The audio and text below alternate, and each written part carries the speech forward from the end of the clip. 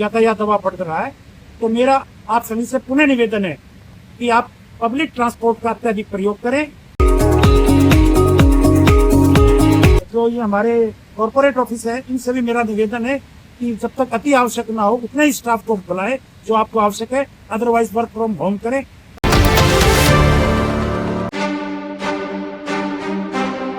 आम जनता को, आपको, आपके अधीनस्थ कर्मचारियों को और अन्य को किसी प्रकार की असुविधा न हो, और गुरुग्राम पुलिस आपको अच्छी सेवाएं देने के लिए प्रतिबद्ध है।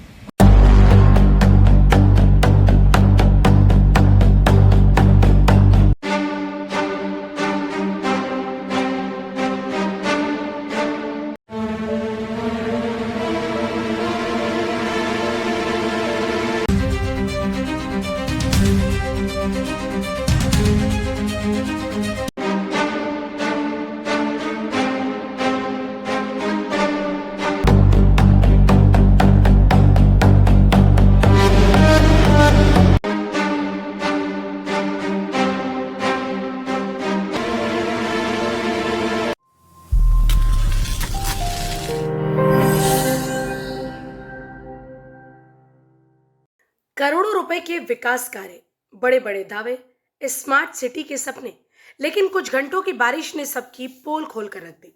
सोहना, गुरुग्राम, नूहू और रेवाड़ी की सड़कें तालाब बन गई। अंडरपास पानी में डूब गया। बाजारों में दुकानों तक पानी घुस गया और लोगों का जनजीवन पूरी तरह से अस्त व्यस्त हो गया। सवाल यह है कि जब हर साल करोड़ों रुपए जल निकासी व्यवस्था पर खर्च होते हैं, तो आखिर हर मानसून में यही हाल क्यों होता है? तो हमने एक एडवाइजरी ये जारी करी है कि जहाँ जहाँ पे पॉसिबल है लोग बाग अपने घरों से कम निकलें, पब्लिक ट्रांसपोर्ट का यूज़ करें, अपने व्हीकल्स को कम यूज़ करें। और जो हमारी कंपनियां हैं, जहाँ पे हमारे कॉरपोरेट वाले लोग हैं, उनसे हमने ये रिक्वेस्ट करी है कि जितने ज़्यादा लोग आपके वर्क फ्रॉम होम कर पाएँ, तो उनसे ये रिक्वेस्ट है कि भाई आप उतने ज़्यादा लोगों से वर्क फ्रॉम होम से काम करवाएं, सो दैट जो कंजेशन है उसको थोड़ा सा हम कंट्रोल में ला सकें। बता दें कि हालात इतने गंभीर हो चुके हैं कि गुरुग्राम ट्रैफिक पुलिस को निजी कंपनियों से कर्मचारियों को वर्क फ्रॉम होम की सुविधा देने की अपील करनी पड़ी, ताकि सड़कों पर ट्रैफिक का दबाव कम हो सके। ये अपने आप में बताता है कि बारिश से शहर की व्यवस्था कितनी प्रभावित हुई। अब लोगों का सीधा सवाल है कि जब करोड़ों रुपए खर्च हो चुके हैं, तो जलभराव की समस्या आज तक खत्म क्यों नहीं हुई? जिम्मेदारी किसकी तय होगी और आखिर जनता को इस समस्या से स्थायी राहत कब मिलेगी? सभी गुरुग्राम वासियों को मेरा नमस्कार। मैं ACP Satpal Yadav, ACP traffic headquarter. तो जैसा कि आपको पता है कि गुरुग्राम में कल से बरसात हो रही है, और ये रेगुलरली हो रही है और रुक रुक करके भी हो रही है, जिसके कारण से व्हीकल का दबाव बढ़ रहा है। तो मेरा आप सभी से निवेदन है कि जब तक अति आवश्यक ना हो, आप प्राइवेट व्हीकल्स का प्रयोग ना करें, आप पब्लिक ट्रांसपोर्ट का प्रयोग करें। और मेरा यह निवेदन सभी कॉर्पोरेट ऑफिस, सरकारी, प्राइवेट संस्थाओं से और सभी मुलाजमों से, जो भी सरकारी संस्थाओं में या प्राइवेट संस्थाओं में लग रहे हैं, कि अपने प्राइवेट व्हीकल्स का प्रयोग ना करें, ताकि इस यातायात को, जैसा कि आपको पता है बरसात के दौरान स्पीड कम हो जाती है, तो यातायात दबाव को कम किया जा सके। और जैसे आपको यह भी पता है कि कांवड़ियों की यात्रा भी चल रही है, जिसके कारण से भी थोड़ा सा यातायात दबाव बढ़ रहा है। तो मेरा आप सभी से पुनः निवेदन है कि आप पब्लिक ट्रांसपोर्ट का अत्यधिक प्रयोग करें। और जो ये हमारे कॉर्पोरेट ऑफिस है, इनसे भी मेरा निवेदन है कि जब तक अति आवश्यक ना हो उतने ही स्टाफ को बुलाएं जो आपको आवश्यक है, अदरवाइज वर्क फ्रॉम होम करें, ताकि आम जनता को, आपको, आपके अधीनस्थ कर्मचारियों को और अन्य को किसी प्रकार की असुविधा न हो, और गुरुग्राम पुलिस आपको अच्छी सेवाएं देने के लिए प्रतिबद्ध है। और बता दें कि बरसाती पानी निकासी के नाम पर हर साल नगर निगम व नगर परिषद में करोड़ों रुपए का बजट खर्च किया जाता है, लेकिन सबसे बड़ा सवाल उन करोड़ों रुपए पर खड़ा हो रहा है जो हर साल नालों की सफाई, सीवर लाइन और जल निकासी व्यवस्था पर खर्च होने का दावा तो जरूर किए जाते हैं, लेकिन बरसाती पानी निकासी के नाम पर रिजल्ट वही ढाक के 3 पात वाला दिखाई देता है।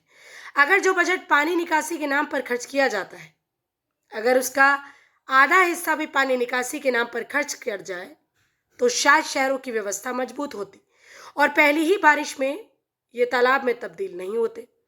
अगर हम स्थानीय लोगों की माने तो हर साल पानी निकासी की बात तो जरूर कही जाती है, लेकिन बारिश आते ही वो पुरानी परेशानी सामने आ जाती है। सड़कों पर जमा पानी ये बताने के लिए काफी है कि पानी निकासी के नाम पर खर्च किए गए बजट की जमीनी हकीकत क्या है।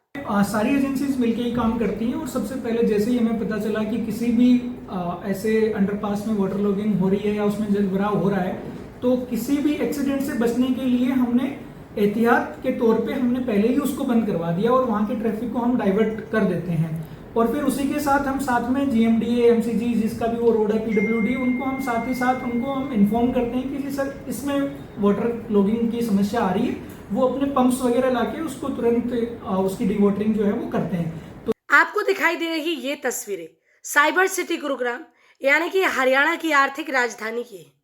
जिन तस्वीरों में आप देख सकते हैं कि जहां एक तरफ अंडरपास पानी भरे हुए हैं, वहीं दूसरी तरफ सड़क मार्ग पानी में तब्दील हो चुका है, यानी कि यहाँ चारों तरफ तालाब बन गए। मिलेनियम सिटी के इस हाल को देखते हुए ट्रैफिक पुलिस के ACP को छतरी लेकर सड़क पर उतरना पड़ा और बिगड़ती हुई यातायात व्यवस्था को देखते हुए प्राइवेट सेक्टर के कर्मियों से होम फॉर वर्क करने की अपील करनी पड़ी। जलभराव की ये तस्वीरें गुरुग्राम ही नहीं बल्कि सोहना, नूंह और रेवाड़ी में भी देखने को मिली, जहां पर हालात बद से बदतर दिखाई दी। कई मुख्य सड़कें जलमग्न हो गई, अंडरपास बंद करने पड़े और बाजारों में दुकानों तक बरसाती पानी भर गया। लोगों को घंटों जाम में फंसना पड़ा, कई वाहन बीच रास्ते में बंद हो गए और पैदल निकलना भी मुश्किल हो गया। जिस शहर को विकास का मॉडल बताया जाता है, वहां कुछ घंटों की बारिश व्यवस्था की असल तस्वीर सामने ला दी। इसमें हमने 3 तरीके से हमने काम किया। पहला कि जो हमारी ट्रैफिक के जितने मुलाजिम थे, ट्रैफिक की जो हमारी जितनी फोर्स थी, उसको हमने नाइट और डे में हमने वो पॉइंट्स चिन्हित किए जहाँ पे हमें डे और नाइट दोनों की ड्यूटी की जरूरत है। ठीक है। दूसरा, जो हमें इस बार CP ऑफिस की तरफ से CP साहब के विशेष आदेश थे उनके, तो उन्होंने हमें एक कंपनी वो रोज अलग से दे रहे हैं ट्रैफिक के लिए, जो कि हम ट्रैफिक मैनेजमेंट में उसको यूज करते हैं। तो वो हमारी डेली एक 100 लोगों की फोर्स है, 100 से 110 के बीच की वो फोर्स आती है, वो डेली ट्रैफिक के लिए काम कर रही है और वो स्पेशली मानसून के लिए ही हमने करी है। ठीक है। और तीसरा, इसमें जो हमने टीम्स बनाई हैं, क्योंकि ये पहले से ही ये सारे पॉइंट्स वैसे हैं जो हमने 3 या 4 मुलाजिम से पहले से कवर कर रखे हैं, लेकिन फिर भी अगर 3-4 मुलाजिमों से वहाँ पे ट्रैफिक जो है वो कंट्रोल में नहीं आ रहा है, तो फिर हमारी स्पेशल टीम भी वहाँ पे पहुँच जाती है। इस बार हमने अपनी जो ERVs हैं, जो नॉर्मली आप 112 को कॉल करते हैं और तब वो आती हैं, तो हमने उनको भी मानसून की ड्यूटी और ट्रैफिक डिकंजेशन में हमने काम में लिया है। तो जब उनके पास कोई कॉल आती है तो वो उस पॉइंट से चली जाती हैं और जब उनका वो कॉल खत्म हो जाता है तो वो वापस आते हैं। हमें वो 3 लोगों की एक गाड़ी के साथ एक्स्ट्रा मैन पावर वो भी मिल रही है। तो इस तरीके से इस बार हमने थोड़ा एफिशिएंटली मैन पावर को डिप्लॉय करने की कोशिश करी। देखिए, ऐसा भी नहीं है कि बरसात इसी साल हुई है। बरसात हर साल होती है और उससे पहले तैयारियों के दावे भी हर साल किए जाते हैं। विधायकों से लेकर मंत्रियों तक अधिकारियों के साथ बैठक कर पानी निकासी की योजनाएं भी बनाई जाती हैं और भारी भरकम बजट भी पास किया जाता है। लेकिन यदि कुछ घंटों की बारिश में शहर की सड़कें तालाब बन जाए, अंडरपास डूब जाए और लोगों के घर पहुंचने में घंटों लग जाए, तो ये केवल प्राकृतिक बारिश का नहीं बल्कि व्यवस्था की तैयारी का भी सवाल है। लेकिन अब देखने वाली बात यह होगी कि क्या प्रदेश मुख्यमंत्री उन जिम्मेदार अधिकारियों और एजेंसियों की जांच कराने के लिए तैयार होंगे जिनकी वजह से भारी भरकम बजट तो जरूर खर्च होता है, लेकिन पानी निकासी के नाम पर रिजल्ट 0 रहता है। स्पेशल रिपोर्ट, हरियाणा वरदान डेस्क। देश व प्रदेश की खबरों को सबसे पहले देखने के लिए हरियाणा वरदान चैनल को सब्सक्राइब करें, लाइक करें व शेयर करें।